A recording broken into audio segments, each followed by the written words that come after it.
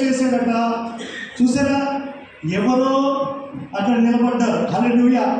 న్యాయాధిపతుల కాలంలో కరువు రాగా ఈ యొక్క నయోమి అలాగే కుటుంబం అంతా కూడా దేవుడికి దూరం అయిపోతే యెరూషలేములో ఎవరో నిలబడ్డారు. హల్లెలూయా చెప్తాము దగ్గరగా.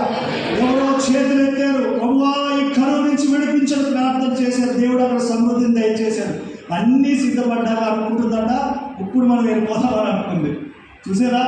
కష్టం లేకుండా ఈజీ దారులు క్రైస్తవులు వెతుకుతూ ఉంటారు. సమృద్ధి ఎక్కడికి వెళ్ళినా ఉండదు. రిక్వైర్మెంట్ గారు చెప్తారు, మనం కనుక ఎక్కడైతే సమృద్ధి దొరుకుతుందో, ఎక్కడైతే సంపూర్ణత వెతుకుతామో, ఎక్కడైతే ఆనందాన్ని వెతుక్కుంటూ మన సంఘాలు తిరుగుతామో, ఏ సంఘానికి వెళ్తే నువ్వే ఆ సంఘాన్ని పాడు చేసేస్తావు అని చెప్తాడు ఆయన. అర్థమవుతుందండి?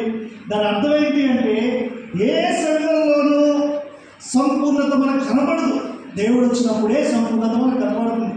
అయితే అప్పటిదాకా కూడా దేవుడు మనల్ని ఉంచిన స్థానంలో నమ్మకంగా మనం నిలబడాలి. దేవుడు మనకి ఇచ్చిన పనిని మనం చేయాలి. మనకి ఏదైనా కనబడినప్పుడు చేతులు ఎత్తాలి, దేవుడి వైపు తిరగాలి, ప్రార్థన చేయాలి. వీళ్ళు ఈజీ దారిని వెతుక్కున్నారు, అన్నీ కోల్పోయారు.